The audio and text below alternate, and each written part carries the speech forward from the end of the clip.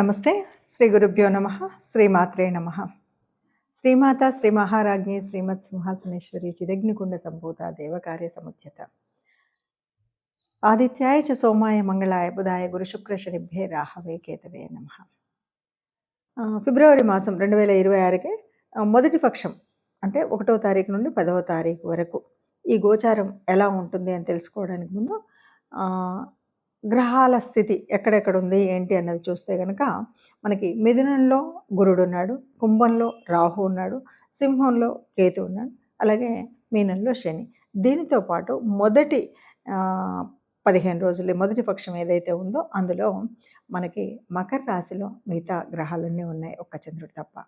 So ఇది గ్రహాలు ఉన్నటువంటి పరిస్థితి. మరి ఇలాంటప్పుడు మిగతా గ్రహాలన్నిటికీ ఎలా ఉంటుంది అంటే మిగతా రాశులన్నిటికీ కూడా ఈ గోచార రీత్యా ఈ గ్రహస్థితిని బట్టి ఈ మొదటి పక్షానికి ఫలితాలు ఎలా ఉంటాయో చూద్దాం. తదుపరి రాశి మీనరాశి. మీనరాశి చివరి రాశి 2026 ఫిబ్రవరి వరకు ఎలా ఉంది కనుక చూసినట్టయితే మొదటి పక్షం 15వ తారీఖు వరకు ఎలా ఉంటుందంటే సామాన్యంగా ఉంటుంది. దాదాపు ఇంతకుముందు పోయిన మాసంలో ఎలా ఉందో అలాగే ఉంటుంది.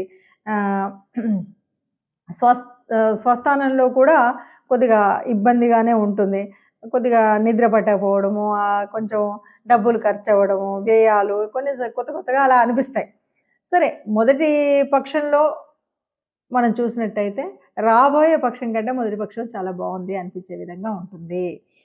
మీనరాశి వారికి పెద్ద ఉపయోగపడేంత లాభాలు వచ్చేలాగా మనం ఏదో పని చేసినా అవుతుంది అనేంత కాదు.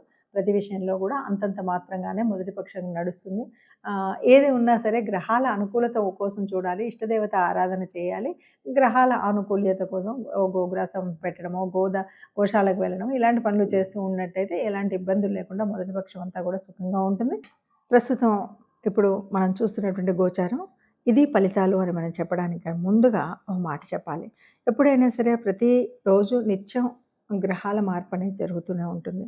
సరే, కొన్ని గ్రహాలు ఒక నెల పట్టొచ్చు, కొన్ని 30 రోజులు, కొన్ని 45 రోజులు, ఇలా మనకు తెలుసు. గ్రహాలు మారుతున్నప్పుడు తప్పనిసరిగా ఆ గ్రహ ప్రభావం అనేది మన మీద పడడం అనేది సహజం. జన్మకుండల్లో ఉన్నటువంటి జాతకాల్లో ఎలా ఉన్నా ఈ గ్రహాలు మారినప్పుడు దాని యొక్క ప్రభావం తప్పకుండా మన మీద ఉంటుంది.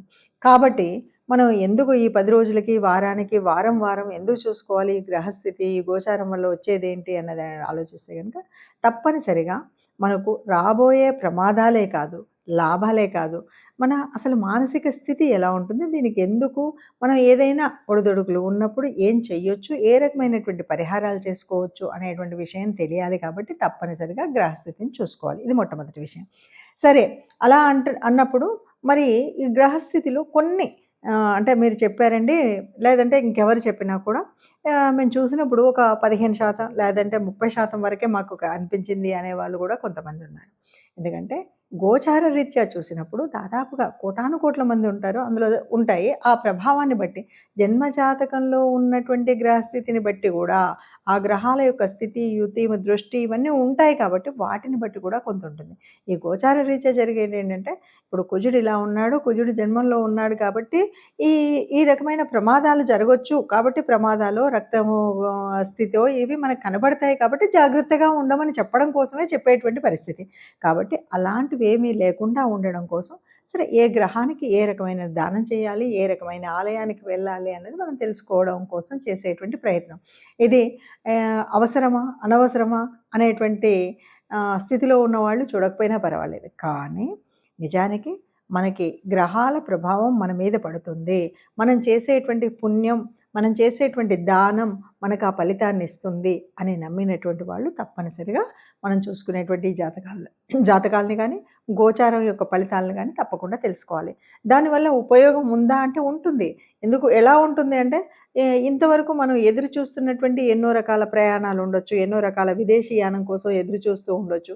మరి 12లో ఉన్నటువంటి గ్రహ సంచారం అంతా కూడా దానికి అనుకూలంగా ఉన్నది. ఆ సంగతి తెలియక మనం ఇప్పుడు ప్రయత్నం చేయకపోతే ఆ అవకాశం కోల్పోయేటువంటి పరిస్థితి ఉంటుంది.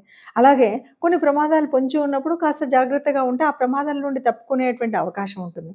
అందుకని మంచికైనా చెడుకైనా గ్రహస్థితి అనేది మనకు తెలియాలి. కాబట్టి తప్పనిసరిగా గోచారరీత్యా ఉండాలి. ఇక్కడ ఒక విషయం ఎవరు చెప్పినా దాదాపు గ్రంథాల్లో నుండి చెప్పినప్పటికీ కొద్దిగా పరిశీలన, అనుశీలన అనేది అనుభవాన్ని బట్టి వస్తుంది. ఈ పరిశీలనలో మనకు నచ్చినట్టయితే మనం ఫాలో అవుతాం, నచ్చకపోతే ఫాలో అవ్వం. కానీ ఇక్కడ ఎవరైనా సరే ఎవరు చూసినా ఒక్కొక్కరు ఒక్కొక్కరి రకంగా చూసినప్పటికీ గోచారంగా ఈ గ్రహం వల్ల ఈ ఈ బెనిఫిట్ ఉంటుంది, ఇది ఉపచయ స్థానంలో ఉంది, లేకపోతే ఇది వ్యయంలో ఉంది అనేటువంటిది అందరికీ తెలిసిందే. అయినా దాన్ని పరిశీలించే విధానం కొంత తేడా ఉంటుంది. కాబట్టి దాన్ని బట్టి మనం ఇచ్చేటువంటి ఫలితాలు ఎలా ఉంటాయో తెలుస్తాయి. ఒక్కటి ఏది ఏమన్నా అందరూ సుఖంగా ఉండాలని, ఆ సుఖంగా అందరూ సుఖంగా సంతోషంగా ఉండాలి. మరి అలా అందరూ సుఖ సంతోషాలతో ఉన్నప్పుడు అందులో మనం కూడా ఉండాలి అని అనుకుంటూనే చెప్పేటువంటిది ఈ జ్యోతిష్యంలోని స్థితి. కాబట్టి అందరూ సుఖంగా ఆయురారోగ్యాలతో ఉండాలి అంటే తప్పనిసరిగా చేసుకోవాల్సినటువంటి రెమెడీస్ చేసుకుంటూ ప్రతి మాసం కూడా ఆనందంగా వెళ్ళొచ్చు. మనకి ఉత్తరాయణంలో వచ్చేటువంటి పండగల లిస్టులో కనుక చూస్తే పండగలో శివరాత్రి ముఖ్యమైనటువంటి పండగగా చెప్తాం. చలి పూర్తిగా తీసేసేటువంటి పండగ శివరాత్రి పండగ అని చెప్తారు. ఈ మాసంలో మనకి అమావాస్యకు ముందు వచ్చేటువంటి చతుర్దశిలో వచ్చేటువంటి పండగ శివరాత్రి. శివరాత్రి అంటే శివుడిని రాత్రిపూట ఆరాధించేటువంటి పండగన, లేదు శివుడు లింగ రూపంలో ఉద్భవించినటువంటి సమయం కనుక శివరాత్రి అనాలా. మొత్తము రాత్రినంతా జాగరూకంగా ఆ శివుణ్ణి ప్రార్థిస్తాం కాబట్టి శివరాత్రి అనాలంటే అన్నీ కలిపితేనే శివరాత్రి. శివుణ్ణి ఆరాధిస్తూ ఆయన్ను ఉపవసించడం అంటే ఆయనకు దగ్గరగా ఉండడం, ఆయన రూపాన్ని, ఆయన యొక్క స్థితిని ఆరాధిస్తూ 4 యామములో కూడా మనం అభిషేకం చేస్తూ ఒక్కొక్క అభిషేకంలో ఒక్కొక్క వస్తువుతో అభిషేకించి ఆ చివర జలంతో అభిషేకించి అందుకే మనం పంచామృతం అంటాం. నిజంగా పంచామృతంలో ఆవుతో చేసినటువంటి నెయ్యి, ఆవు పాలు, ఆవు పెరుగు అని మనం అంటాం. కానీ ఇది ఒక్కొక్క ఆమంలో ఒక్కొక్కసారి ఒక్కొక్క వస్తువుతో చేయాలి. ఇది ఎందుకు చేస్తున్నారు శివరాత్రిలో ఇది ప్రత్యేకించి అంటే ఏమీ లేదు. నువ్వు నిజంగా ఉపవసించి అంటే ఏమీ తినకుండా స్వామి మీద మాత్రమే ధ్యాసతో ఉంటూ జాగరణ చేస్తున్నటువంటి సమయంలో నీకు ఏ రకమైన అనారోగ్యం కలగకుండా ఆ అభిషేకించినటువంటి ఆ స్థితి నుండి నువ్వు తీసుకునే ప్రసాదం ద్వారా నీకు శక్తి పొందడం కోసం ఇచ్చినటువంటి ఒక అద్భుతమైనటువంటి ఒక ప్రయత్నం ఒక అద్భుతమైనటువంటి ఉపాయం అని చెప్పాలి. అలా శివరాత్రిలో ఉంటుంది.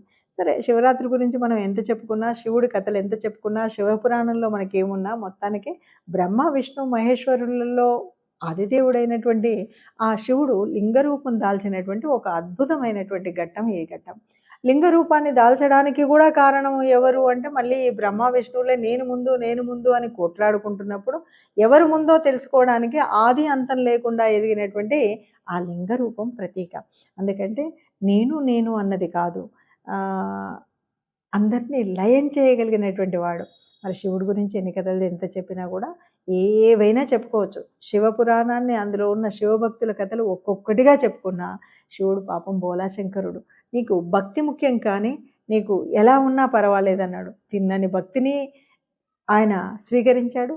అలాగే అద్భుతమైనటువంటి 3 పూటల స్నానం చేసి సంధ్యావందనాలు చేసేటువంటి పూజని స్వీకరించాడు. ఆఖరికి శ్రీకాళహస్తిలో ఉన్నటువంటి పాము, సాలెపురుగు లాంటి వాటి యొక్క ప్రేమను కూడా, వాళ్ళ యొక్క భక్తిని కూడా స్వీకరించగలిగినటువంటి వాడు శివుడు. అంతెందుకు, శివుడు అంటేనే బోలాశంకరుడు అన్నాం, గరులకంఠుడు అన్నాం. ఎవరు ఏది అడిగితే అది ఇచ్చింది కాకుండా ఈ విశ్వం అంతా కూడా నాశనం అవ్వకుండా ఉండడం కోసం ఆ సంద్రంలో నుండి వచ్చిన ఆలాహలాన్ని గరళ కంఠంలో కట్టి పెట్టగలిగినటువంటి శక్తి ఉన్నటువంటి వాడు. తన బిడ్డలందరూ సుఖంగా ఉండాలి అన్నటువంటి వాడు. అంతేకాదు తన భార్యకు సగభాగాన్ని ఇచ్చినటువంటి అర్ధనారీశ్వరుడు బోలాశంకరుడు. ఏ రాక్షసుడైనా ఎవరైనా ఎప్పుడు ఏది అడిగినా వాళ్ళకి తపస్సు చేశాడంటే వరం ఇచ్చినటువంటి శంకరుడు బోలాశంకరుడు.